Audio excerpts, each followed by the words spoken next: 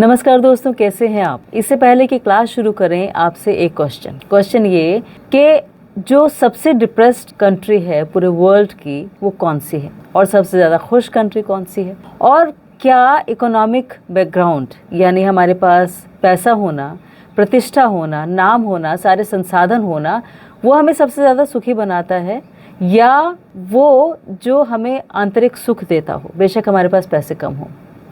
और ये जो कंट्रीज़ हैं जिनके बारे में मैं आपसे पूछ रही हूँ, अगर आपको इनका नाम पता लगेगा तो आपको लगेगा कि वाकई क्या ऐसा ही है, यही सच है। और इन कंट्रीज़ के नाम आप गूगल करें, उससे पहले मैं आपको बता देती हूँ कि जो सबसे डिप्रेस्ड कंट्री है वो है ग्रीनलैंड, और उसके बाद नाम आता है ग्रीस का, स्पेन का, पोर्तुगल का, और अमेरिका जो है वो 29 ऐसी कंट्री है वर्ल्ड की जो डिप्रेशन में है। और जो सबसे ज़्यादा खुश कंट्रीज़ हैं वो हैं ब्रुनाई और म्यांमार, जबकि ये देखा जाए तो इतनी वेल ऑफ कंट्रीज़ नहीं है, इतनी डेवलप्ड कंट्रीज़ नहीं है, लेकिन फिर भी खुश हैं। इसका मतलब कहीं ना कहीं ये होता है कि अगर हमारे पास बहुत पैसा है, बहुत प्रतिष्ठा है, बहुत नाम है, बहुत उच्च पद है, तो शायद हम उतने खुश ना हों जितने कि हम एक आंतरिक आत्मिक संतुष्टि से हों। जब हम अपने आप से कनेक्ट कर सकें, जब हम अपने रोल को समझ सकें, जब हम अपने आप को डिफाइन कर सकें। और ये जो चैनल है ना हमारा इनर नेट, खुद से कनेक्ट इनर नेट, इसका पर्पस भी यही है कि आप अपने आप से कनेक्ट हो जाइए तो आप एक फुलफिल्ड लाइफ जी सकते हैं। तो आज का श्लोक भी कुछ ऐसे ही है, तो चलिए सुनते हैं कि आज का श्लोक हमें क्या सिखा रहा है। जी हाँ, तो आज का श्लोक हमें जो सिखाता है उससे भी इम्पोर्टेंट है कि आप ये जानें कि जो ग्रीनलैंड है वो क्यों डिप्रेशन में है और जो ब्रुनाई है वो क्यों खुश है। बताऊंगी लेकिन वीडियो के एंड में। पहले हम इस श्लोक को पढ़ लेते हैं। तो श्लोक है भगवद गीता का 2nd चैप्टर का 8th श्लोक, जो कहता है, नहि प्रापश्यामि मामापुनद्यात् यचोकामुच्छुषाणम् इन्द्रियाणाम् अवाप्य भूमाव असपतन्नम् ऋद्धं राज्यं सुराणामपि चाधिपत्यम्। तो इसका अर्थ है कि मुझे इस दुख को दूर करने का कोई उपाय नहीं मिल रहा है। अर्जुन ये कह रहे हैं, जो मेरे इंद्रियों को सुखा रहा है, भले ही मैं स्वर्ग में देवताओं की तरह संप्रभुता के साथ पृथ्वी पर एक समृद्ध बेजोड़ राज्य जीत लूं, फिर भी मैं इसे दूर नहीं कर पाऊंगा। यानी ये जो दुख है इससे दूर नहीं जा पाऊंगा। बेशक मैं एक स्वर्ग के देवताओं जैसा संप्रभुता के साथ एक बेजोड़ राज्य जीत लूं, समृद्धि में जीऊं, तो भी। तो इसमें बताया गया है कि हालांकि अर्जुन धर्म के सिद्धांतों और नैतिक संहिताओं के आधार पर बहुत सारे तर्क दे रहे थे, लेकिन ऐसा प्रतीत होता है कि वो आध्यात्मिक गुरु भगवान श्री कृष्ण की मदद के बिना अपनी वास्तविक समस्या को हल करने में असमर्थ थे। वो समझ सकते थे कि उनके तथाकथित ज्ञान उनकी समस्याओं को दूर करने के लिए बेकार था, जो उनके पूरे अस्तित्व को सुखा रही थी। और भगवान कृष्ण जैसे आध्यात्मिक गुरु की सहायता के बिना ऐसी उलझनों को हल कर पाना उनके लिए संभव नहीं था। तो जीवन की समस्याओं को सुलझाने के लिए शैक्षिक ज्ञान, विद्वता, उच्च पद सभी बेकार हैं। बहुत अच्छी लाइन है कि जीवन की समस्याओं को सुलझाने में शैक्षिक ज्ञान, विद्वता, उच्च पद सभी बेकार हैं। तो क्यों हम फिर इन सब को इकट्ठा कर रहे हैं? शैक्षणिक ज्ञान, विद्वता, उच्च पद, सब चीज़ें, इसी के लिए तो हम भाग रहे हैं दिन रात, यही तो हम चाहते हैं। लेकिन क्या हमारी वास्तव में सारी समस्याएं सुलझ जाएंगी इससे? तो ये एक बहुत बड़ा प्रश्न है। और उससे भी बड़ा प्रश्न ये है कि समस्याएं हैं क्या, कौन सी समस्याएं?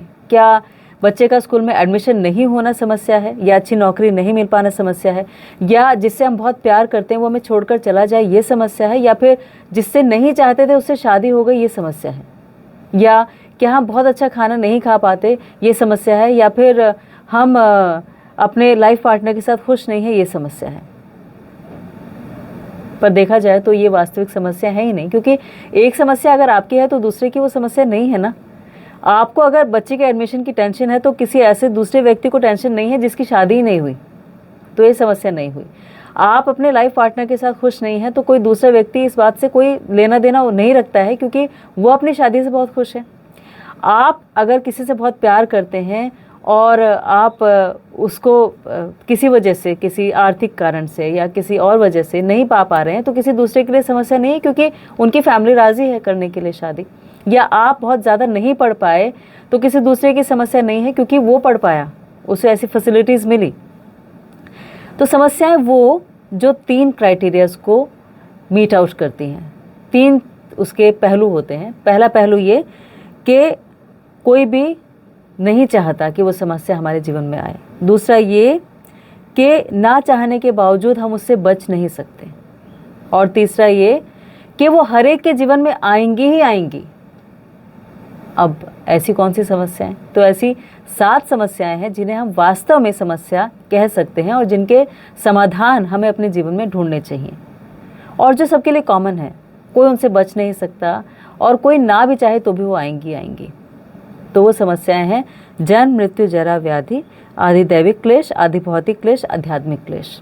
ये 7 समस्याएं हमारी हैं जो वास्तव में समस्या की कैटेगरी में आ सकती हैं, क्योंकि अदरवाइज तो एक की समस्या दूसरे के लिए एक वरदान हो सकता है। जैसे मान लीजिए बहुत तेज बारिश हो रही है, तो एक किसान के लिए समस्या है क्योंकि उसकी फसल खराब हो गई, लेकिन जो छाता बेचने वाला है उसके लिए एक वरदान है क्योंकि उसके छाते ज़्यादा बिकेंगे।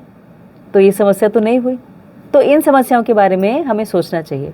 समस्याएं क्या हैं? जन्म लेना एक समस्या है, क्योंकि आप सोचिए 9 महीने तक एक छोटी सी काल कोठरी में उल्टे होके हम रहते हैं।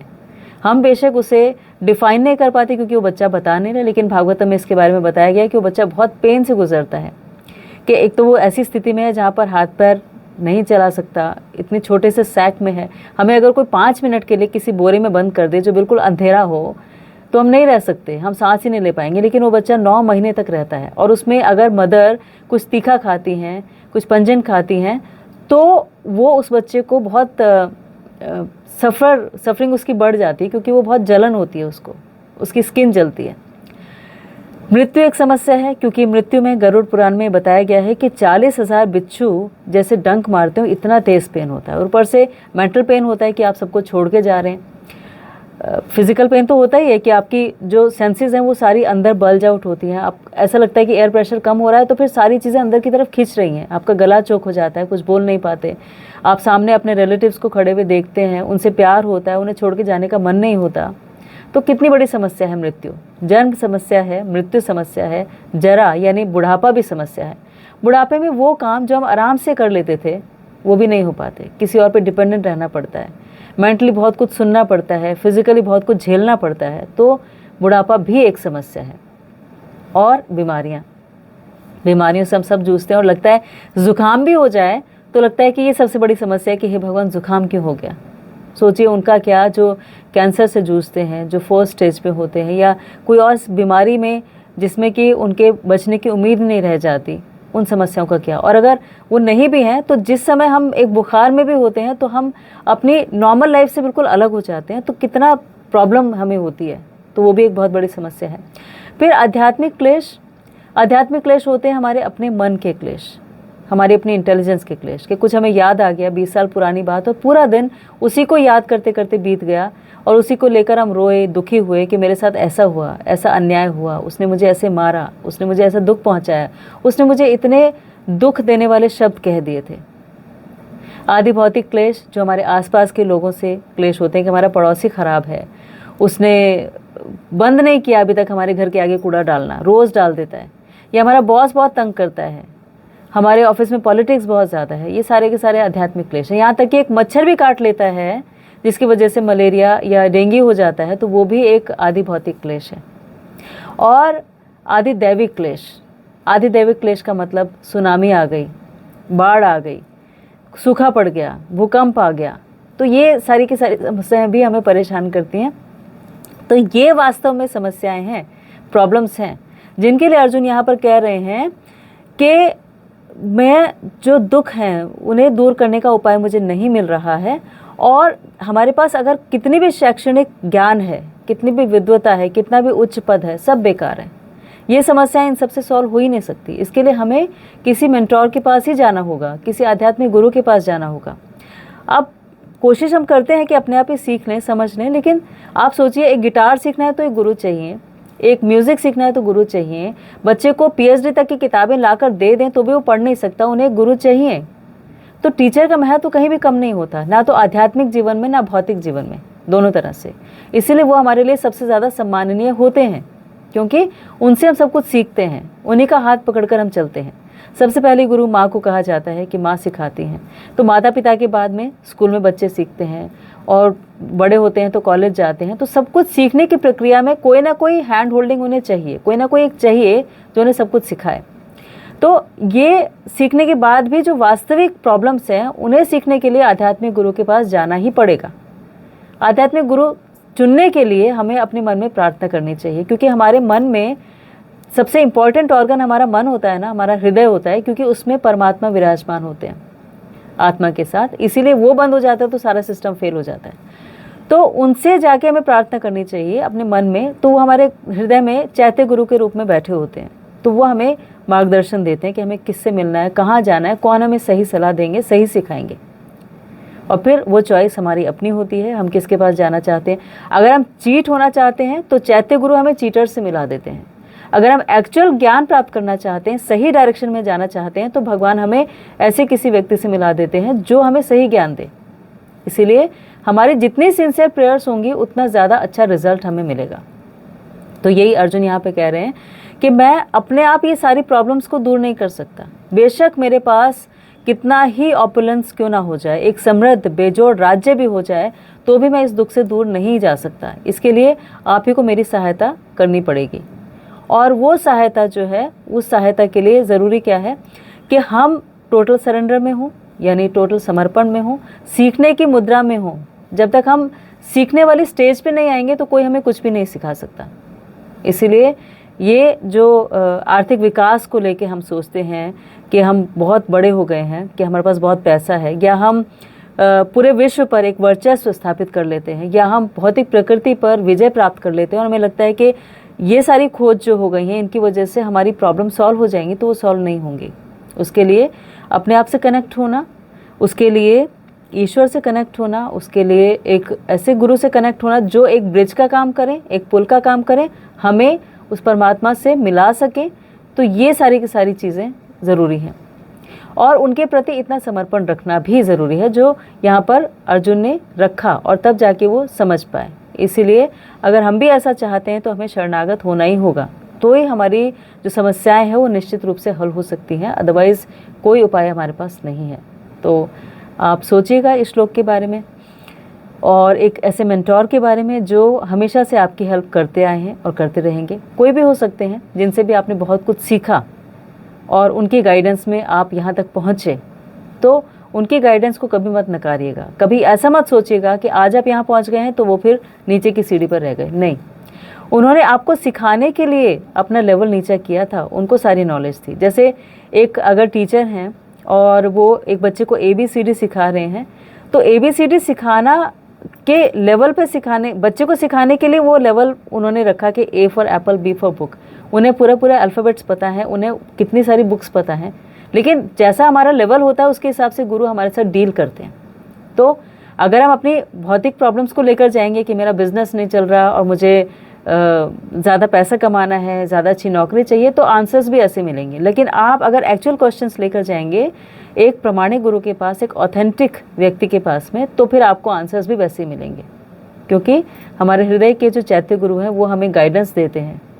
इसीलिए इस बात का ख्याल रखिएगा और सीरियसली भगवद गीता को पढ़िएगा, क्योंकि ये पढ़ने से, भगवद गीता एक आध्यात्मिक गुरु ही है, ये पढ़ने से भी आपकी बहुत सारी प्रॉब्लम सॉल्व हो जाएंगी। तो पढ़िएगा और समझिएगा और अपने जीवन को बेहतर बनाइएगा। आपने आज के लिए इतना टाइम निकाला, आप अपने आप से कनेक्ट हो रहे हैं धीरे धीरे, इसके लिए बहुत बहुत साधुवाद। मुझे बहुत खुशी होती है कि आप एक बेहतर जीवन धीरे धीरे जीते जा रहे हैं और मैं इसमें आपको थोड़ी सी हेल्प कर पा रही हूँ। Thank you so much for listening, thank you so much. हाँ, वो क्वेश्चन तो रह ही गया कि ग्रीस और ग्रीनलैंड और स्पेन और पोर्तुगल क्यों ऐसी कंट्रीज़ हैं जो इतने ज़्यादा डिप्रेशन में हैं। तो ग्रीनलैंड जो है वो बहुत बड़ा एरिया है ग्रीनलैंड का, मतलब अगर हम फिज़िकल बाउंड्रीज़ के हिसाब से, जोग्राफिकल लिमिट्स के हिसाब से देखें, लेकिन वहाँ की पॉपुलेशन बहुत कम है। तो वहाँ के लोग डिप्रेशन में इसीलिए हैं क्योंकि वहाँ लोगों को कंपनी नहीं मिलती, एक दूसरे का साथ नहीं मिलता, इसीलिए डिप्रेशन में है। और ग्रीस जो है वो डिप्रेशन में इसीलिए क्योंकि उसकी फाइनेंशियल डेट्स बहुत ज़्यादा हैं, यानी उसके पास जितना पैसा था उससे ज़्यादा उसने खर्चा कर लिया। तो ये बहुत सारे रीजंस होते हैं। और जो ब्रुनाई है वो छोटी कंट्री है, वहाँ पर कोई फाइनेंशियल डेट्स ऐसे नहीं है, लोगों के पास कम संसाधन है, लेकिन दूसरों से अपने आप से वो कनेक्टेड ज़्यादा हैं, इसलिए वो ज़्यादा खुश रहते हैं। तो जो ये हमारे पास चीज़ें हैं, जैसे विद्वान हम हो गए, हमारे पास प्रतिष्ठा बहुत है, बहुत ज़्यादा पैसा है, ये हमारी हेल्प नहीं करते।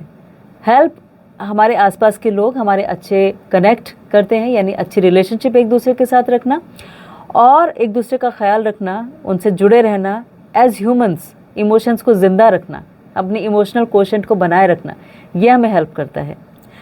आप जानते हैं पूरे वर्ल्ड में 280 बिलियन लोग ऐसे हैं जो डिप्रेशन का शिकार हैं, और इसका रीज़न भी यही है कि उनके पास बहुत ज़्यादा या तो पैसा है, या उनके पास रिलेशनशिप्स अच्छे नहीं हैं, या उनमें ईगो ज़्यादा है। तो ये सब हम कम करेंगे तो हम वास्तव में एक खुश और सुखी जीवन जी सकते हैं, ना कि बहुत ज़्यादा पैसा, प्रतिष्ठा, मान, इन सब को लेकर। इम्पॉर्टेंट बात है, सोचिएगा इस बारे में भी।